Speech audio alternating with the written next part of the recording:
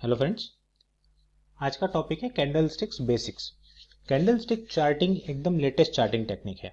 बहुत से ट्रेडर्स और लॉन्ग टर्म इन्वेस्टर्स चार्ट्स देख के ही डिसाइड करते हैं कि कब उन्हें बाय करना है और कब उन्हें सेल करना है या कब उन्हें होल्ड करना है जो उन्होंने पोजीशन बना के रखा हुआ है।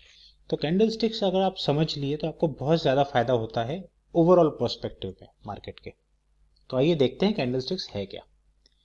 कैंडलस्टिक्स सन 1600 में जापानीज ट्रेडर्स ने एक नया चार्ट टेक्निक बनाया था जिसने उन्हें हेल्प किया राइस के ट्रेडिंग में। उस टाइम पे राइस एक्सचेंज होता था जिसका नाम था डोजिमा राइस एक्सचेंज। वहाँ पे ये लोग डिसाइड करते थे कि कब लेना है कब बेचना है, कब उनका भाव उन्हें लगता था कि सही है उस भाव पे वो परचेस करके जब वो भाव बढ़ता था तब उसे बेच देते थे। ऐसा करके उन्होंने काफ़ी ज़्यादा पैसा बनाया और जो टेक्निक उन्होंने यूज़ किया वो कैंडलस्टिक्स टेक्निक था जो काफ़ी सालों तक उन्होंने पूरे वर्ल्ड से छुपा के रखा। बाद में जब ये वर्ल्ड को पता चला तो फिर सभी जगह पे सभी स्टॉक एक्सचेंज में इसका यूज होने लगा as a candlestick charting technique. लेकिन चूंकि नाम जापान से ही आया था इसलिए इसका नाम जापानीज कैंडलस्टिक चार्टिंग टेक्निक रख दिया। इसका फायदा क्या होता है, जब आप किसी चार्ट को देखते हैं और उसमें बनी हुई कैंडल्स को देखते हैं तो आपको एक आइडिया आता है कि उस पर्टिकुलर टाइम पीरियड में मार्केट में क्या हुआ है। अगर आपने दिन भर मार्केट नहीं देखा लेकिन एट द एंड आपने उसका बना हुआ कैंडल देख लिया कि उस दिन किस टाइप का कैंडल बना था तो आपको सब कुछ समझ में आ जाता है कि आज मार्केट में क्या हुआ, लोगों ने बेचा कि लोगों ने ज़्यादा खरीदा, प्राइस नीचे बंद हुआ कि प्राइस ऊपर बंद हुआ, पिछले दिन के मुकाबले प्राइस आज कैसा बिहेव किया, वो सब आपको एक आइडिया आ जाता है। ठीक है, तो कैंडलस्टिक चार्ट क्या होता है। कैंडलस्टिक चार्ट वो होता है जिसमें डिफरेंट डिफरेंट कैंडल्स बने हुए होते हैं, उसका टाइम फ्रेम आप डिसाइड कर सकते हैं। जैसे आपने अगर डेली चार्ट रखा तो आपको उसमें हर एक दिन के होने वाले मूवमेंट्स जो होते हैं वो कैंडल के फॉर्म में बने हुए दिखते हैं। अगर आपने उसका टाइम फ्रेम वीकली रखा तो आपको दिखता है कि हर एक कैंडल जो है एक स्पेसिफिक कैंडल एक पूरा हफ्ता दिखाएगा। वो सब हम आगे इस ट्यूटोरियल में देखेंगे। ठीक है, तो आइए देखते हैं कैंडल्स कैसे फॉर्म होते हैं। ये बहुत बेसिक है, ये बहुत इंपॉर्टेंट है, यही समझना ज़रूरी है, ये आगे भी आपको बहुत काम में आएगा। ठीक है, तो अपने लेफ्ट हैंड साइड पे देखिए जो ग्रीन कलर का हरे कलर का कैंडल बना है वो कैसे बना है। प्राइस एक ओपन हुआ, मान लीजिए प्राइस यहाँ पे ओपन हुआ 20 रुपए के आसपास। ओपन होते के साथ प्राइस थोड़ा नीचे तक गया, नीचे जाके 15 रुपए पे ये रुक गया प्राइस और फिर ऊपर की तरफ जाने लगा और फिर दिन भर में इसने 15 रुपए को कभी टच नहीं किया तो ये दिन का लो बन गया। ठीक है, ओपन हुआ था 20 रुपए पे, नीचे गया ये लो 15 रुपए पे और उसके बाद दिन भर में कभी भी इस लो को टच नहीं किया तो ये पूरे दिन का एक लो प्राइस हो गया, तो इसे कहेंगे लो। उसके बाद में ये ऊपर जाते जाते दिन ओपन जो हुआ था 20 रुपए पे आ गया, बाद में ये ऊपर की तरफ जाने लगा और दिन में किसी समय तो इसने दिन का हाई जो है 30 रुपए टच किया। ठीक है, और उसके बाद दिन भर में कभी भी वो 30 रुपए तक नहीं पहुंचा तो ये दिन का हाई हो गया। यानी 20 रुपए पे ओपन हुआ था, 15 रुपए का उसने दिन का लो बनाया जो फिर कभी टच नहीं किया और 30 रुपए का उसने दिन का हाई बनाया जो फिर कभी टच नहीं किया। और जब मार्केट क्लोज होता है तो वो आके 25 रुपए पे यहाँ पे क्लोज हो गया। ठीक है, तो इसका मतलब था एक ओपन प्राइस है जो सुबह 9:15 बजे मार्केट शुरू होता है उस टाइम पे क्या प्राइस था, उसके बाद वो नीचे गिरा लेकिन नीचे रहा नहीं, प्राइस ऊपर की तरफ ही गया और एक दिन का हाई बनाने के बाद में, एक हाई प्राइस बनाने के बाद में वो आके एक निश्चित जगह पे क्लोज हो गया। लेकिन ये क्लोज चूंकि 20 रुपए पे ओपन हुआ था और 25 रुपए पे ऊपर क्लोज हुआ तो क्लोज ओपन से ऊपर की तरफ ही है, हाई है, ज्यादा है। इसका मतलब ये एक बुलिश कैंडल है, ये एक ग्रीन कैंडल है जिसका मतलब है कि प्राइस जो है वो ओपन से ज़्यादा पे क्लोज हुआ है और दिन भर में काफ़ी ज़्यादा ट्रेडर्स इसको जो भाव मांगा जा रहा है उस भाव पे लेने को तैयार है। ठीक है, यानी ऐसा मान सकते हैं कि लेने वाले ज़्यादा हैं और ज़्यादा प्राइस पे लेने वाले ज़्यादा हैं। और डिटेल्स में इस पे हम समझेंगे आगे आगे, अभी ये समझ लीजिए बस बनता कैसे है ये कैंडल। ठीक है, आया ध्यान में आपको। ओपन पे ये हुआ 9:15 यहाँ पे ओपन प्राइस था, थोड़ा नीचे गिरा, उसके बाद ये ऊपर हाई की तरफ गया और फिर एक जगह पे आके क्लोज हो गया। तो ये बुलिश कैंडलस्टिक है, ओपन से ऊपर की तरफ क्लोज हुआ है। इसका ठीक अपोजिट बियरिश कैंडलस्टिक। जिस दिन मार्केट में सेंटिमेंट्स ऐसे होते हैं कि अब सब लोग निकलने का देखते हैं शेयर मार्केट में से, या बेचने का देखते हैं, या किसी दिन पैनिक होता है ज़्यादा, उस दिन इस टाइप के कैंडल फॉर्म होते हैं कि जितने पे वो ओपन हुआ था उससे नीचे पे क्लोज हो। फॉर एग्जांपल हम इसी कैंडल को मान लेते हैं, ये अगले दिन 25 रुपये पे ओपन हुआ, राइट।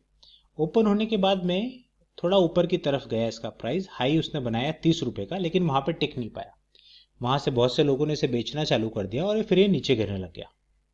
ठीक है, नीचे गिरते गिरते इसने दिन का एक लो बनाया 15 रुपये का, लेकिन वहां से कुछ लोगों ने इसे खरीदा और ये फिर से ऊपर आके एक इसने क्लोज बना दिया। लेकिन फिर भी ये क्लोज जो ओपन प्राइस था 20 रुपए का, वहां तक नहीं पहुंच के ये क्लोज नीचे की तरफ ही हुआ है। ठीक है, इसका सीधा सीधा सा मतलब है कि इस दिन में बेचने वाले लोग ज्यादा थे, यानी जो बियर्स थे उनकी ताकत ज्यादा थी, बुल्स की ताकत कम थी, यानी जो लोग खरीदना चाहते थे उन लोगों की ताकत कम थी। इसलिए शेयर जिस प्राइस पे ओपन हुआ उस प्राइस से काफी नीचे ही वो क्लोज हुआ। ठीक है, तो ये बेसिक है, समझ लीजिए। बुलिश कैंडल में सबसे इंपॉर्टेंट होता है कि क्लोज हमेशा ओपन के ऊपर होता है, और बियरिश कैंडल में इंपॉर्टेंट है कि ओपन हमेशा नीचे की, ओपन होके क्लोज हमेशा नीचे की तरफ होता है, ओपन प्राइस से नीचे की ओर। तो ये बेसिक है, समझ लीजिए। इसके बहुत सारे कैंडलस्टिक पैटर्न है, सबके बहुत डीप मीनिंग्स हैं, वो सब हम देखेंगे धीरे धीरे। बेसिक यहाँ पे यही है। ठीक है, तो देखिए आगे इसमें एक और बात ध्यान रखने जैसी है, जो ये बुलिश कैंडल बना और जो ये बियरिश कैंडल बना, दोनों में इसमें जो ऊपर की तरफ जो बनता है इसको अपर शेडो कहते हैं। ठीक है, उसके बाद ये जो पूरी आपकी बड़ी लाइन दिख रही है यहाँ पे, एक बड़ी बॉडी बार जैसा जो दिख रहा है, उसको रियल बॉडी कहा जाता है। और जो नीचे की तरफ बनता है वो इरिस्पेक्टिव हो कि क्लोज कहीं पे भी हो, नीचे की तरफ जो बनता है वो है लोअर शेडो। ठीक, आगे जाते हैं। एक और टाइप का कैंडल होता है जिसे डोजी कैंडल कहते हैं। अब इस कैंडल में और इन कैंडल्स में क्या फर्क है? सीधा सा फर्क है कि इस कैंडल में ऊपर की शेडो है, नीचे की शेडो है, लेकिन बीच में बॉडी नहीं है। ओपन एंड क्लोज सेम है।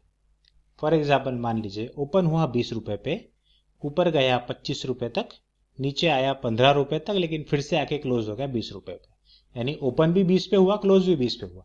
दिन भर में जो भी मूवमेंट हुआ है वो पूरा निगलेक्ट हो गया। At the end of the day जहां ओपन हुआ था वहीं पे क्लोज हो गया। तो ये डोजी कैंडल है। और ये डोजी कैंडल जो होता है ये इसलिए इंपॉर्टेंट है क्योंकि ये दिखाता है कि मार्केट में इनडिसीजन है। न लोगों को ये ध्यान में आ रहा है कि उन्हें लेना चाहिए, न लोगों को ये ध्यान में आ रहा है कि उन्हें बेचना चाहिए। कंफ्यूजन का मार्केट है। जब ऐसा होता है तो मार्केट में बहुत सारे टर्न्स देखने को मिलते हैं कि यहां से ये शेयर पलट गया, ये डोजी बना तो शेयर उड़ता, जो ऊपर की तरफ जा रहा था शेयर वो नीचे गिर गया, जो नीचे गिर रहा था शेयर वो वापस ऊपर की तरफ चला गया। तो ये सब बहुत इंपॉर्टेंट है।